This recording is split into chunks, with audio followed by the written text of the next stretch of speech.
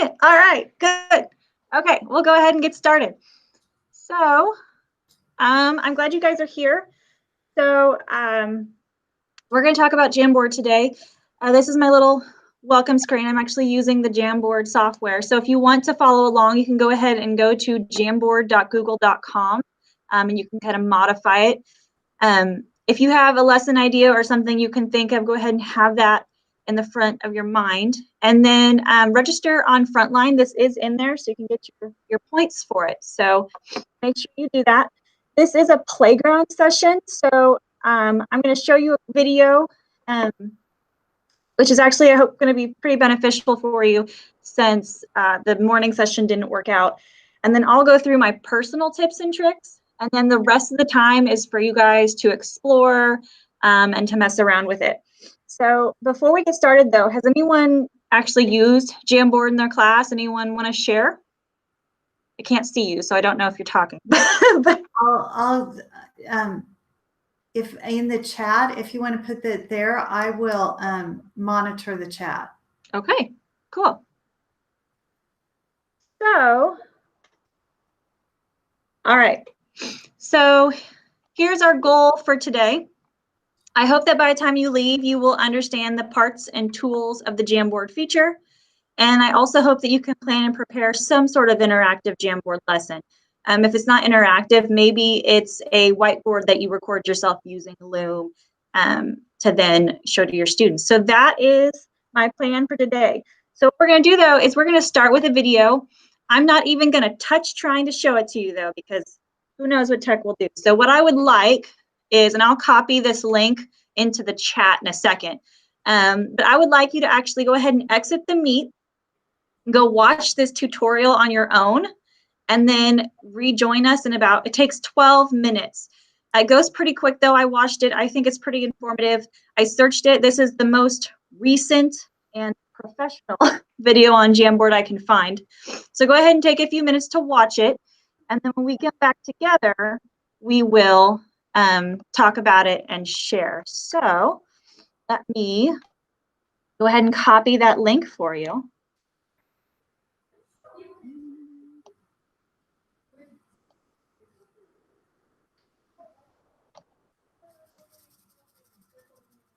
All right, so it is in the chat. So go ahead and exit, or go ahead and open it and then exit the video, and I will see you guys back in about 12 minutes. And Victoria, if they wanted to, it's letting us open it in a new tab. So there you you go. could right click the link, open it in a new tab, and then make sure you mute. Yes. So whatever works for you guys.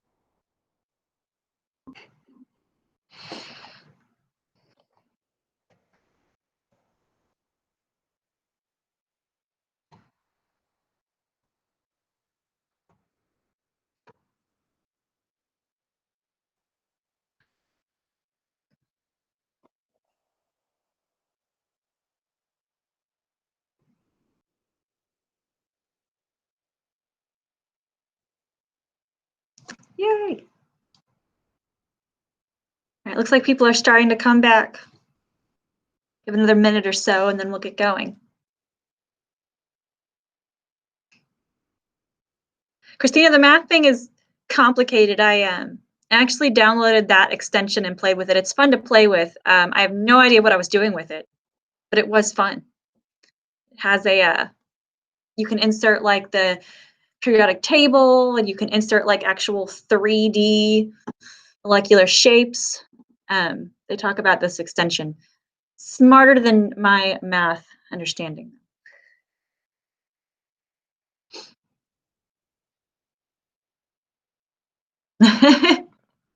Stacy Mitchell's like, yeah.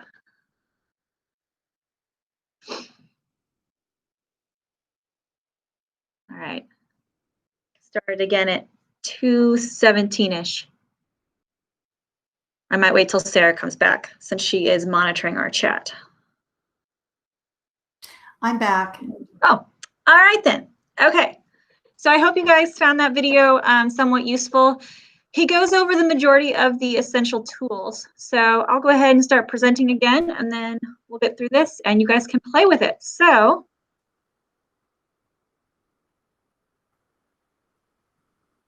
thinking about it, and we're good to go.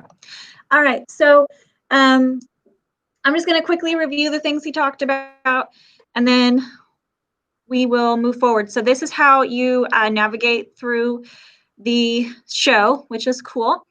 So the first thing that you want to be able to do is identify your writing tools, which he did show you over here, but there's something he doesn't talk about. There is an app you can actually download and use this on your iPad. I don't know if it will work on phones or Android products. I only have an iPad at home, and I'm not willing to try it on my Android phone because honestly, I think it's too small to mess with.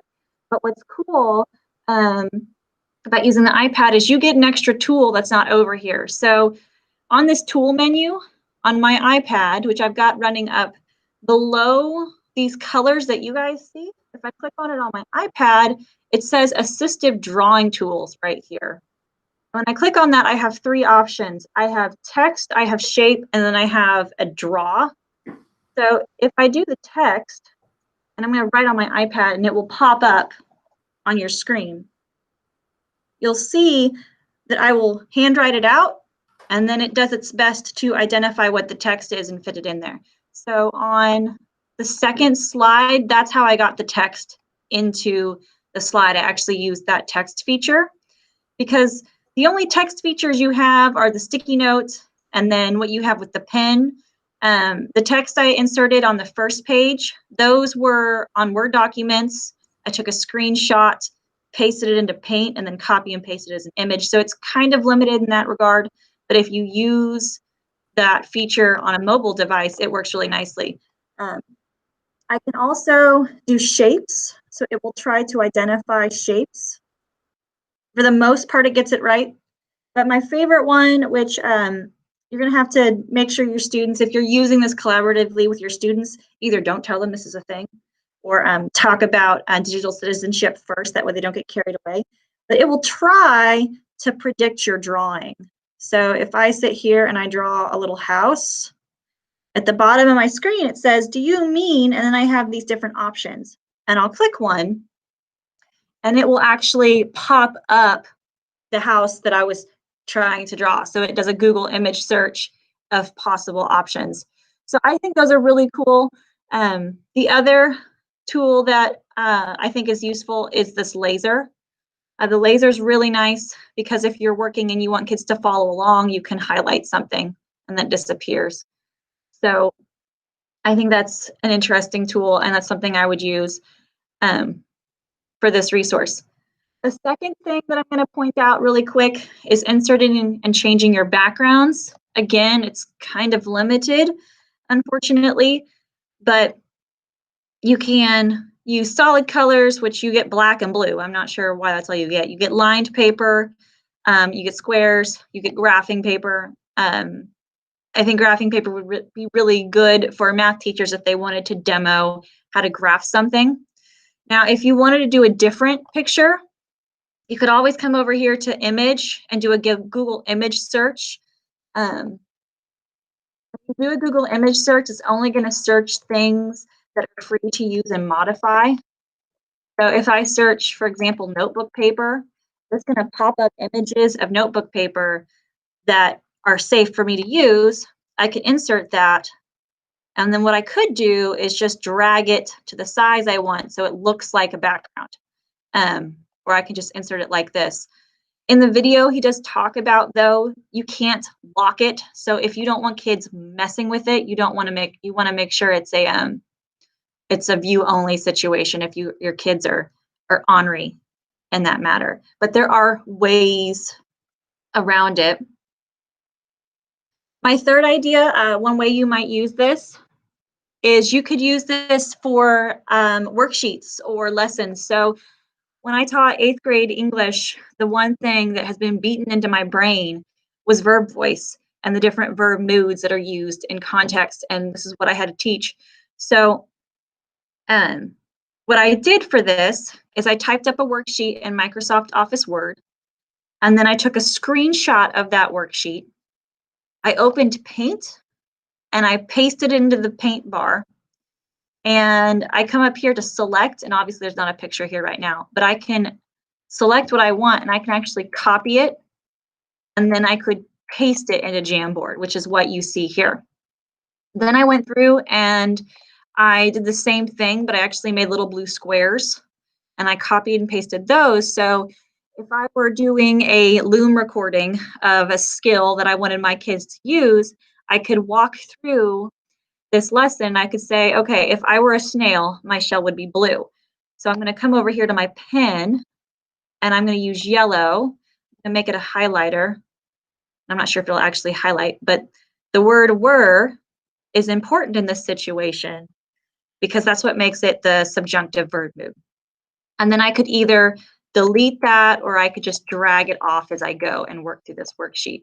And I could take my time, explain my thinking, explain my reasoning, and modify that for my students. I could have also left this blank, and I could have made a copy of this slide. So I could have duplicated this slide, which is an option up here. And then in my little sticky note, I could have added the text to say, this is Sarah's slide, and Sarah is going to work on this slide and fill in the types of verb voice.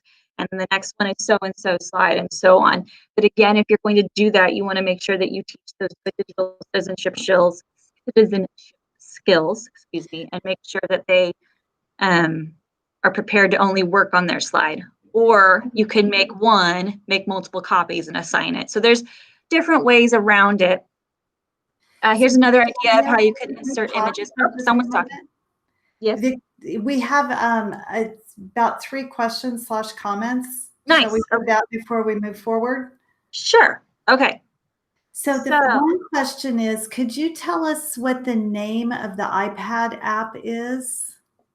Yes. This question's from Megan. So on my iPad, the app is just Jamboard. And I'm pretty sure when I went to the Play Store, let's see if I can find it again, or the App Store, excuse me.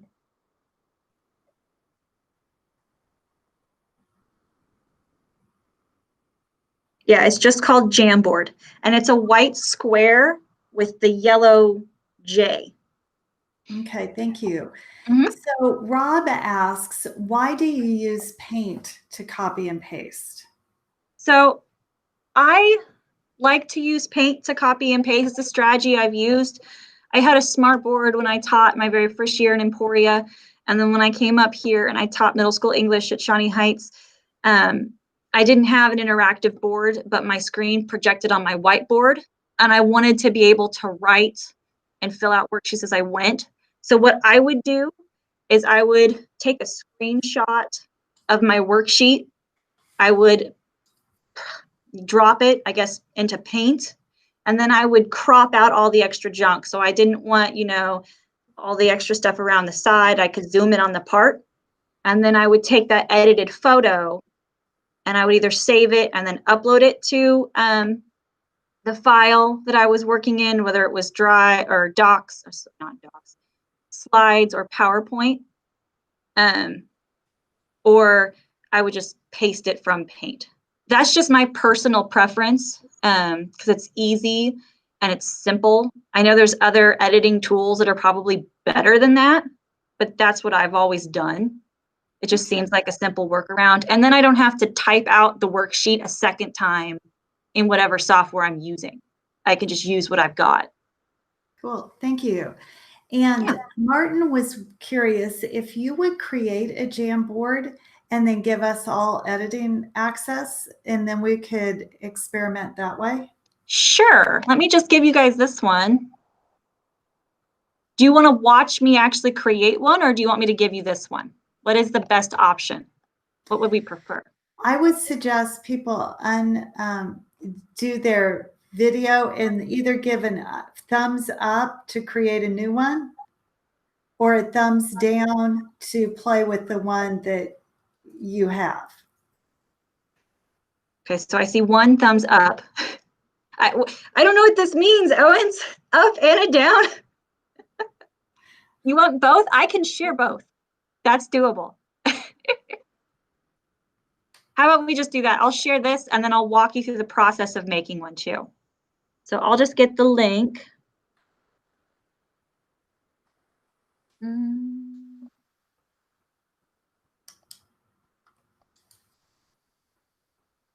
Okay.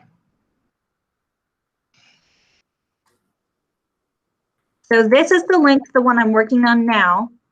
It should work. Go ahead and open it, somebody, and send me something happy if it works. Smiley face. A gif of a snail, I don't know. Do a happy dance in front of your camera.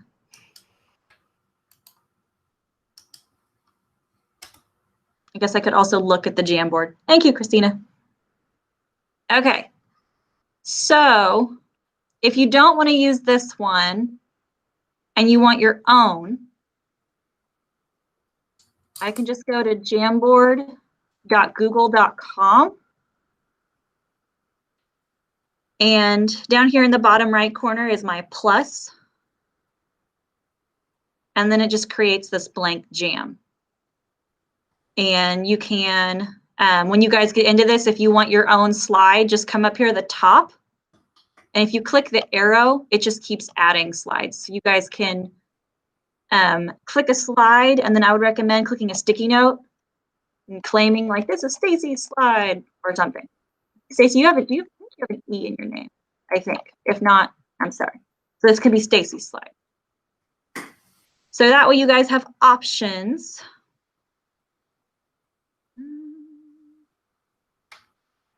Yes, I've got it. Your pop-ups are annoying. I got here a little bit late, but I'm wondering if I missed it. Can you take something from one of the other boards within that document and bring it to one main board? Yeah, you should be able to drag and drop. Let me get this changed from viewer to editor. Copy. That's what I want. Okay. So here is the blank one.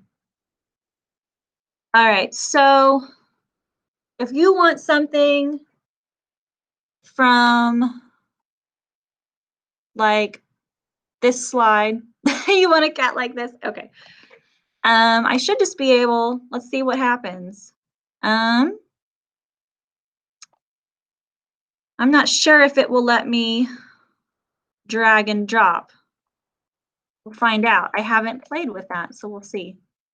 Yep, okay, so I just did Control C and Control V for copy paste, and I was able to move that goofy cat. And then the next question is, can you tell who did what?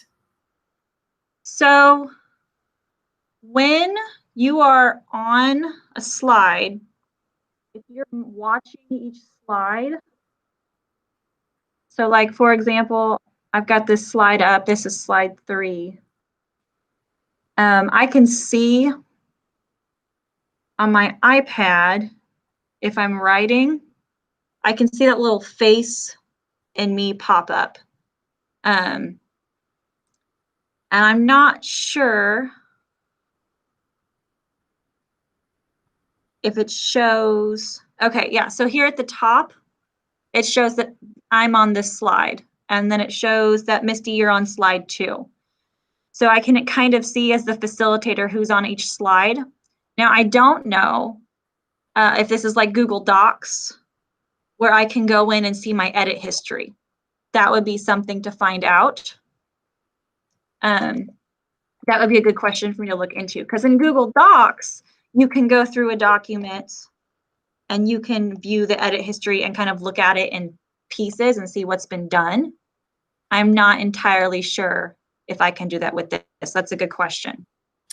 And Christina also reminded us that we can write a name on each board with a sticky note. She did that this summer when she was working with it.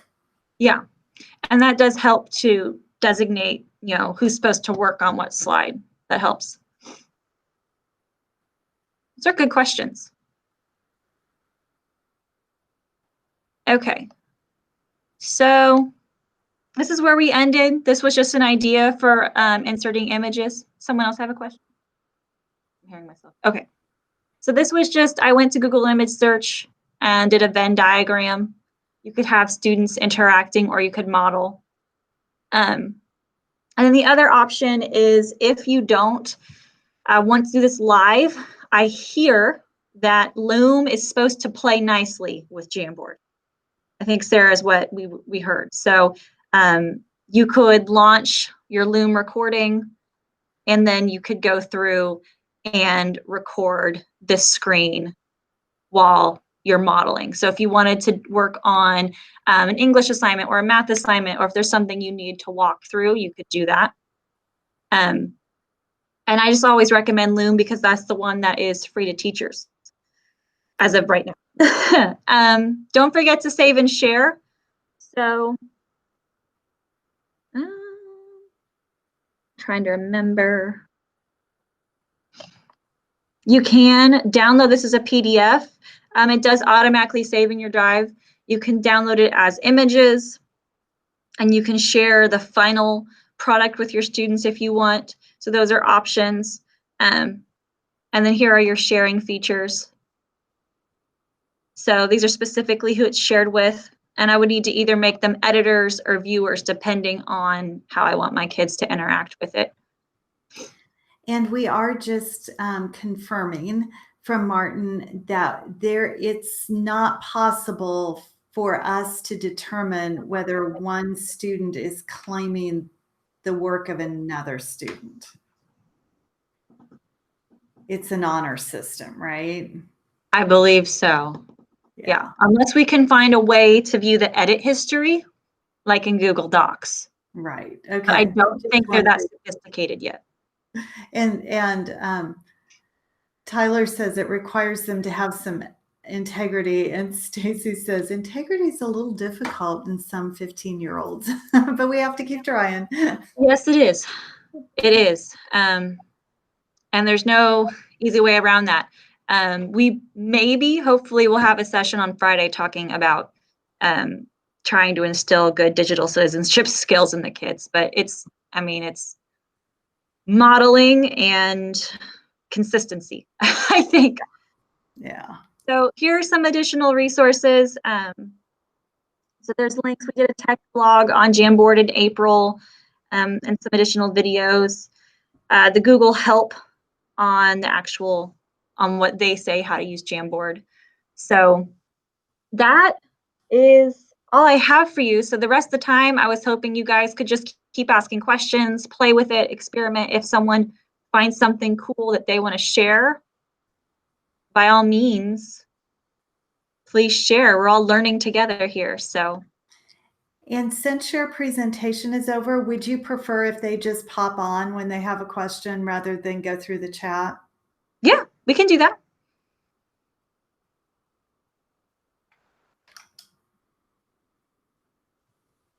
Unless you guys don't want to be on camera. You're shy and bashful. Hey, it's Tina. I have a question. Okay. So at the very last slide, I saw that you had a GIF, and I was wondering how you got that on there because I was trying to do it on the cat dog, the Venn diagram, but I don't know how you did it. Yeah, I'll go ahead and I'll share my screen again. So the GIF, I went and I downloaded the extension that they recommended in the video. So it's actually buried over here in my list of extensions. But it's the Giphy for Chrome. Okay. And I just click on it and it gives me all these wonderful, goofy things. Here's another cat. And then you just physically drag and drop it into your slide. Got you.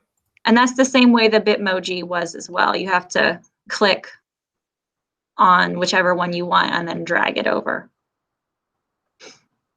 Good question. Thank you, Miss Spinney. You're welcome. Can you show me how you did the drawing thing again, where you like started to draw a house and then it did it for you? Is that something you can only do on the iPad, or can you do that on the computer too? That only works on your app. So I'm pretty sure. Yes, okay, you guys can see me. So I'll go ahead and actually show you. Here's the iPad. It's up and running. So let me get to a blank screen here. I'll put one here. Okay. Sorry. No, I you're hit fine. left instead. It's okay. Okay, So I'm back. here's my iPad. It's blank. And if you want to follow along on the Jamboard slide, I made slide 6. It's a new one.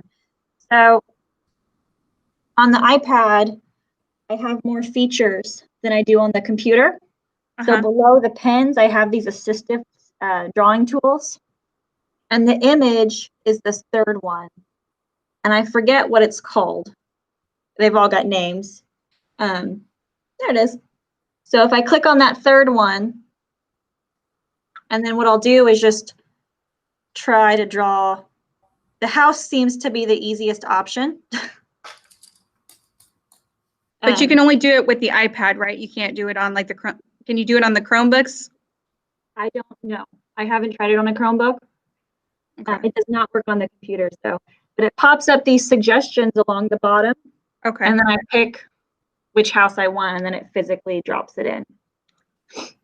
Thank you. So those tools, those assistive drawing tools, do not pop up on the computer. It only works on this mobile device. How about phones? I haven't tried a phone because, quite honestly, I don't feel like drawing on something this size. Yeah. So Okay. I haven't actually. I can try and download it real quick and we can find out real fast. That's totally fine. You don't need to do that. It's okay. Well, since I've got this up there, let's see if it's even an app on. Oops, it would help if I were online, wouldn't it? Do you have an iPhone or is that an Android? This is Android, so we'll see. So it does look like it is available for Android. Let's see what happens. No better time than the present as it loads.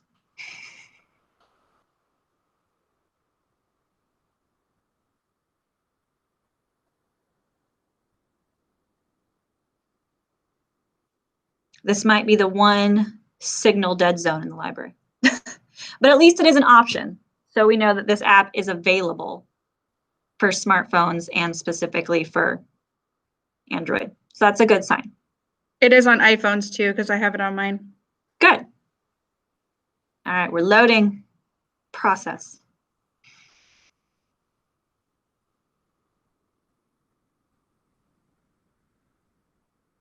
Okay.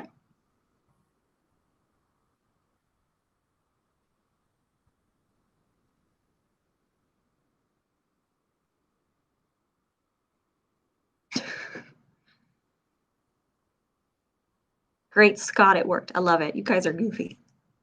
Okay. So, all right. So it does have the assistive drawing tools. It has text and it has shapes, but it does not have the picture. It just has text and shape. So it has 2 of the 3. I'm not sure why that is, but it has the text option. So that's a good sign.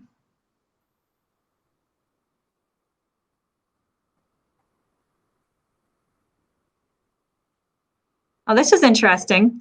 So I'm on my phone and let me go back. If you guys can see down the bottom right, there's a plus. And if I click on that, there's an option for the camera. And it looks like I can take a picture and then it will insert that picture into my jam. So that's a feature that wasn't on my iPad that is on my phone. So it looks like you've got a variety of options that aren't consistent, which is annoying, but we can hope that Google will step up their game since they're stepping up some of their other games. Okay, so can I show you something? Sure. I don't know if you can see this or not. Mm-hmm. Okay, what is this right here? That is shapes.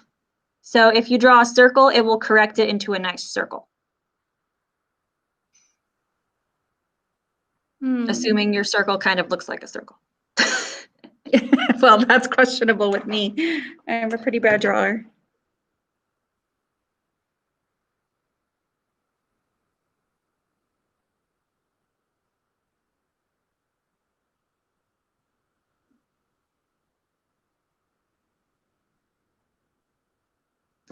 Well, if you guys are good, and if you don't have any questions, you're more than welcome to jump off.